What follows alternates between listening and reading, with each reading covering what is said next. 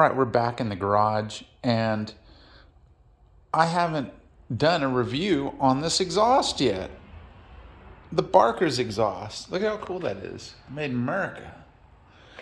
Well, I wanted to do a few comparisons real quick. Starting off here is number one, this is my E model 2000 model. Of course, I've added the kickstart to it. And I guess that's one of the features we can start here with. It's got the heat shield on it, and the heat shield clears the kickstart. Of course, obviously I added that on. So number two is going to be, again, this is on an E model, but I think they're pretty well the same exhaust, which is the way all of them should be. If you've tried to have S model wheels on your SM and you have the Yoshimura and it's the newer one, you know that your header is going to come into contact with your front wheel if you try to do S wheels. And that's a real bummer. But with the Barkers, it's not a problem. They've got their own little bend, and it comes around just a little differently. And for comparative purposes, I'm going to look over here at my Power Bomb. Look at how the Power Bomb comes out. It dips down. And in comparison to how the Yoshimura, and again, it's the one that has the three pipes, or the 3-part pipe. It's got kind of a header, a mid pipe, and such and such. But see how this dips way down. But the Yoshimura, as opposed to the FMF, which this would clear and it'd be fine, it's like they crook out this way, and that's why you have a clearance problem. Note how I have my factory guard on this one, and it's divoted around so that it will fit the kickstart quite easily. Okay, so we got that feature real quick. Functional heat shield. And this is a 2000 E model, so she's a little older. But quick backstory before we finish out our review here. This is the engine that is factory for this bike. When I bought this bike, it was as a roller. Everything was complete with the exception of the engine. The kid was pretty mechanically inclined and organized, and that video is on this channel. I managed to get this engine back together. He tore it all the way down, and he had a rod bearing that had failed. That's all the problem was. Obviously, with the rod bearing failing, he had the cylinder was scored up, and it was probably used up. It had a lot of hours on it. But the head was okay on this. So I did my own little refurbishment on it, and I put a stroker crank in here with a big bore, and I also have wide ratio gears in this. With a 52th rear and a 13 front, this bike will go 85 miles an hour, no problem. So with that being said, we'll go on here, and we will be doing an SM. We'll be doing an SM review with that exhaust on it soon. I don't know how soon, because it is kind of a hassle changing out my front caliper, and I have a different caliper and master cylinder for this, and I've got to take all the shroud off and this and that, and in addition to running factory gears, I have to take the front sprocket off, change out the wheels and all that stuff, but I will be doing that soon.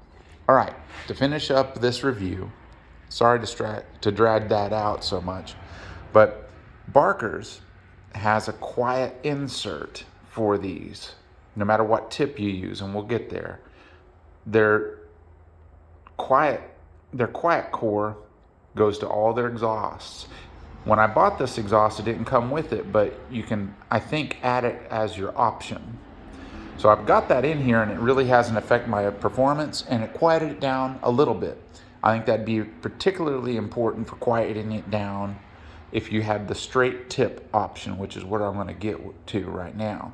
There's an option to have a straight tip on there, and I think you can do different color combinations, which is kind of cool. But I'm going to say with this downturn tip, the rider experiences a lot less noise. Why do I know that? I've got off of this bike and ran the same direction and route just down the road and back as I did on this bike, which it's got my two brothers exhaust with the power bomb on it, and I had to stretch that.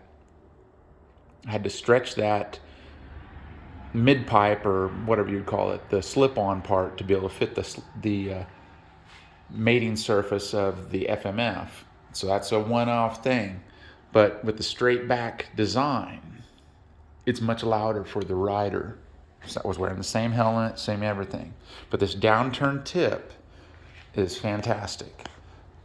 Overall, rear to front, we have a good size. I mean, this is a meaty pipe. It's not just your simple slide upgrade that some of these I was going to say cheap, but more affordable exhausts have. But it definitely improves your performance through all the revs, and you have enough back pressure. Sorry about that noise. We have enough back pressure to be able to provide some of that performance down low. This thing is great. I enjoy it, and I almost wish I had that on my 2016, which is also a stroker big bore. Additionally, the performance is slightly different in some ways because this has the factory FCR39 slant, and this one has the FCR39 MX. Similar, but much different. So anyway, that's my review. I would highly recommend this over the Yoshimura FMF and even the MRD. To some people, that'd be blasphemy. But that's just my review. I've rode bikes that have the MRD. I've heard them. They are loud. If you like loud, that's a good way to go. And this is loud with out the tip and the open on the end, as well as this is pretty loud.